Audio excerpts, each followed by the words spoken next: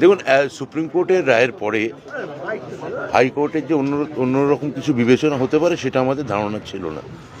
তো আমরা সেটা আইনি পথেই যাব। আমরা খুব দ্রুত দেশের সর্বোচ্চ ন্যায়ালয়ের কাছে হয়তো আজকেই আমাদের মেনশন করা হবে।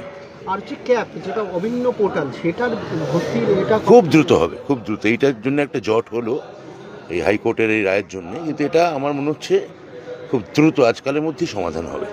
আরেকটা বিষয় দাদা, বর্তমান সময় দেখা যাচ্ছে এসআইআর নিয়ে রীতিমতন বাঙালি যারা পরিযায়ী শ্রমিক, বাঙালিকে বিজেপি শেষ করে দিতে চাইছে।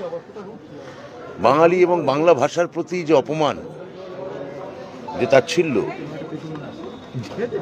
তারা দেখাচ্ছে, সম্ভবত কলোনিয়াল কারণে বাংলা একসময়, এই বেঙ্গল প্রেসিডেন্সির কথা বলছি আমি, 12 সালে আমাদের এখান থেকে বিহার এবং 1937 সালে উড়িষ্যা বেঙ্গল প্রেসিডেন্সি থেকে আলাদা হয়ে যায়।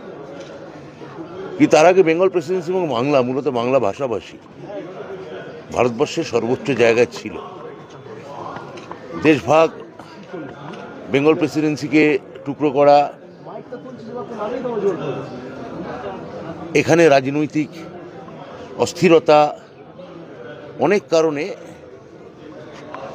বাঙালি পিছিয়ে গেছিল। কিন্তু মমতা বন্দ্যোপাধ্যায়ের নেতৃত্বে বাংলা বা বাঙালি আবার গোটা ভারতবর্ষে ঘুরে দাঁড়াতে চাইছে।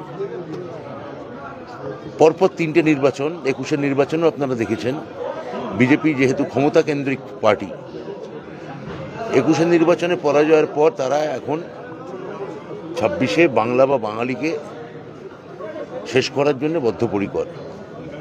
কারণ তারা পরিষ্কার বুঝতে পারছে যে পশ্চিমবঙ্গের জনাদেশ, মানুষের আবেগ, এসবই আমাদের মুখ্যমন্ত্রী মমতা বন্দ্যোপাধ্যায়ের সঙ্গে আছে।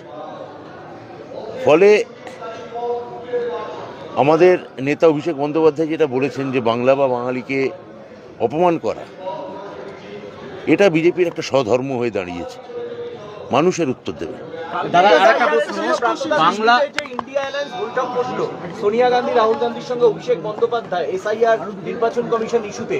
নির্বাচন কমিশনের সামনে তারা বিক্ষোভও দেখাবে, কি বলবেন? সব মিলিয়ে ইন্ডিয়া অ্যালায়েন্সের এতদিনের পরে বৈঠক, এটা তো আমাদের মানে পার্লামেন্টারিয়ান টিমের কথা। এটা আমি এখানে এই মুহূর্তে আমার এখানে বলা ঠিক নয়।